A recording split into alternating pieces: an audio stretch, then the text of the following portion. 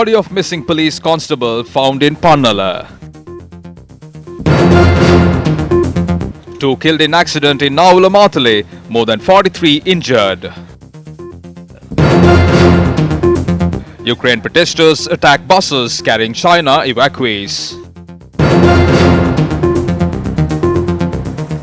Hello there, very good afternoon and welcome to Lunchtime News on TV1. For the Newsfirst team, I'm Martin Satyanesan. Let's start off with a look at your lead story. The remains of an individual believed to be the missing police constable attached to the Kalavata police has been discovered from a wooded area in Bulugahawat, WERAHERA. According to the police, the remains were discovered this morning based on a tip-off received. The constable in question was reported missing on Monday. One suspect has been arrested in connection to the discovery. The suspect will be produced before the Pannala magistrate tomorrow.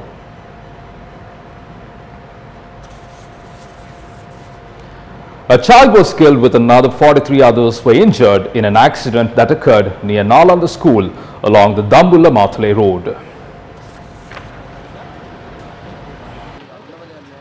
According to the police, the accident had occurred when a private bus collided onto the other bus.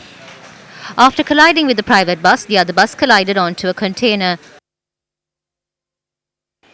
The injured were admitted to the Mathale and Nalanda hospital. The hospital sources said the condition of 4 of the injured is critical. The vehicular movement along the A9 road was hampered due to the accident. In more local news, the government has initiated measures to release the Sri Lankan fishermen who were arrested by the Bangladeshi security forces for violating maritime boundary. The multi-day fishing vessel named Vasana 3 had set sail on the 23rd of last month. Our correspondent said Vasana 3 had run out of fuel and 3 more vessels from Beruwala and Trincomalee had reached the disabled boat for assistance when the Bangladesh Navy had arrested the fishermen and seized the vessels. Accordingly, the 4 fishing trawlers and 27 fishermen on the boats have been taken into custody by the Bangladesh Navy. The fishermen's families have called on the government to look into the matter and get their family members and boats released from custody. When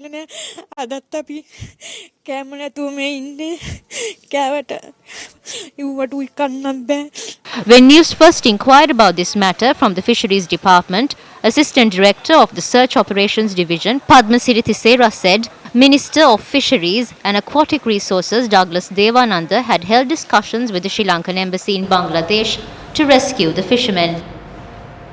Hindus around the world mark Mahashivaratri today, a Hindu festival celebrated annually in reverence of the god Shiva.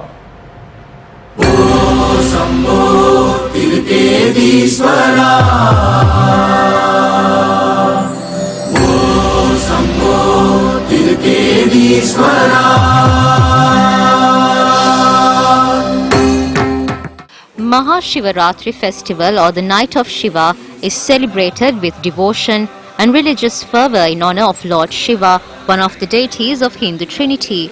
Shivaratri falls on the moonless 14th night of the new moon in the Hindu month of Phalgun.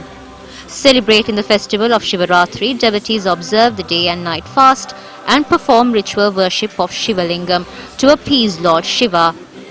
Shivaratri is celebrated during the night by keeping a jagran, a night-long vigil, as it is believed that Lord Shiva saved the universe from darkness and ignorance. This day is also believed to be the day that Shiva was married to the goddess Parvati.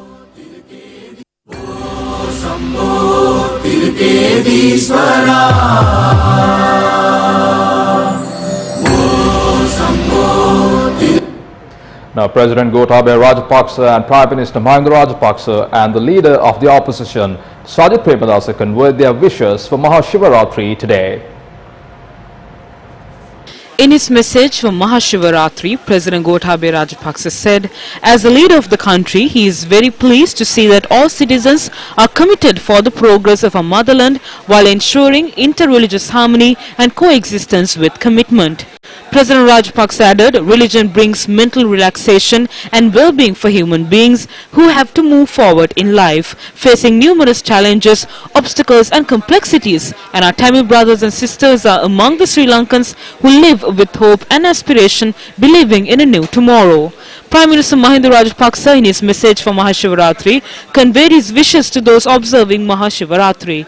The Prime Minister said Mahashivaratri is considered one of the holiest by the Hindu community and wish good fortune, prosperity and peace to all. Leader of the opposition, Sajid Premadasa, conveying his wishes for Mahashivaratri, said Sri Lanka enjoys a peaceful and sophisticated society where everyone has the freedom to practice the religion of their choice, which is considered as a pillar in promoting peace and reconciliation within the island nation. Now, the Monetary Board of the Central Bank has appointed Assistant Governor K. Mahinda Siriwardana as the Deputy Governor of the Central Bank with effect from the 12th of February 2020. Siriwardana has a service of more than 28 years in the Central Bank. Prior to his recent appointment as a Deputy Governor, Siriwardana held the position of Assistant Governor in charge of the Economic Research Department and Statistics Department. Moving on with more local news, leader of the National People's Power, Kumar Dissanayake, claims the United States of America and India were instrumental in bringing the present government to power. Kumar Dissanayake expressed these views at a conference held in Polonnaruwa yesterday.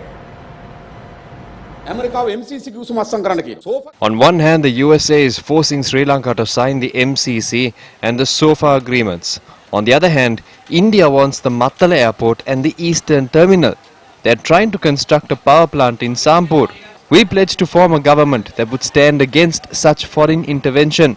This is a topic that I would like to debate with a faction representing the government. This government was brought to power by both the USA and India. We must establish a government that will not sell national assets to other countries. This is the force that the National People's Power is in the process of developing. We